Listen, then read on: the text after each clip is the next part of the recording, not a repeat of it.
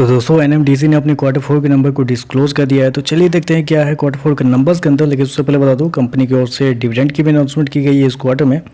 बड़ा डिविडेंड नहीं है, ₹1.5 प्रति शेयर के हिसाब से कंपनी आपको डिविडेंड देने जा रही है। चलिए कंपनी के नंबर देख लेते हैं, डाटा क्रोज में है। तो देखिए पिछले क्वार्टर की बात करें तो पिछले क्वार्टर में कंपनी ने 5,409 करोड़ के आसपास का रिवेन्यू जनरेट किया था ऑपरेशन के थ्रू। पिछले साल 5,851 करोड़ के आसपास, जबकि अभी देखें तो बढ़ के 6,490 करोड़ के आसपास कंपनी का जो रिवेन्यू है वो आपको जाता हुआ देखने को मिल रहा है। तो साल दर साल देखें तो साल दर साल कंपनी के रेवेन्यू के अंदर ऑलमोस्ट 10% के आसपास की तेजी आपको देखने को मिल रही है। वहीं अगर क्वार्टर क्वार्टर जाते हैं तो क्वार्टर क्वार्टर भी कंपनी के रेवेन्यू के अंदर ऑलमोस्ट 19% के आसपास की तेजी है। तो क्वार्टर क्वार्टर साल दर साल कंपनी का रेवेन्यू आपको बढ़ता हुआ देखने को मिल रहा है।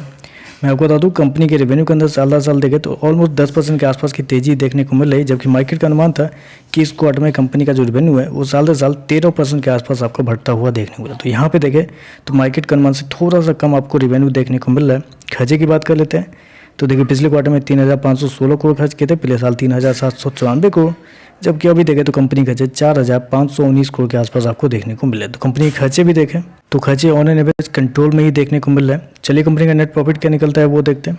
तो देखिए पिछले क्वार्टर की बात करें तो पिछले क्वार्टर में 1,470 करोड़ के आसपास का प्रॉफिट था, पिछले साल 2,276 करोड़। अभी देखें तो कंपनी का जो प्रॉफिट है वो गिर के 1,415 करोड़ के आसपास आपको देखने को मिल रहा है। तो कंपनी के प्रॉफिट की बात करें तो कंपनी के प्रॉफिट के अंदर एक बड़ी गिरावट आपको देखने को मिले। साल दर साल देखें तो साल दर साल कंपनी के प्रॉफिट के अंदर ऑलमोस्ट बोल सकते हैं आप, मतलब 30% के आसपास की गिरावट है साल दर साल कंपनी के रेवेन्यू के अंदर। सॉरी माफ कीजिएगा, साल दर साल देखें तो साल दर साल कंपनी के प्रॉफिट के अंदर ऑलमोस्ट बोल सकते हैं 40% के आसपास की गिरावट आपको देखने को मिल रही है। वहीं अगर क्वार्टर क्वार्टर जाते हैं तो क्वार्टर क्वार्टर भी कंपनी के रेवेन्यू मतलब प्रॉफिट के अंदर एक हल्की सी गिरावट आपको देखने को, वहाँ पे देखें तो ऑलमोस्ट 4 से 5% के आसपास की गिरावट है। तो क्वार्टर क्वार्टर साल दर साल कंपनी का जो प्रॉफिट है वो आपको इस क्वार्टर में गिरता हुआ देखने को मिल रहा है। मैं आपको बता दूं, कंपनी ने प्रॉफिट देखा जाए तो कंपनी का जो प्रॉफिट है वो लगभग 1,415 करोड़ के आसपास है, जबकि मार्केट का अनुमान था कि इस क्वार्टर में कंपनी का जो प्रॉफिट है वो गिरता हुआ तो आएगा, लेकिन कितना गिरेगा ऑलमोस्ट बोल सकते हैं कि 18% का अनुमान था, कि मार्केट का अनुमान था कि 18% के आसपास का प्रॉफिट आपको गिरता हुआ देखने को मिलेगा, लेकिन यहाँ देखें तो लगभग 40% के आसपास की गिरावट है। तो मार्केट की उम्मीद से देखें तो कई ज़्यादा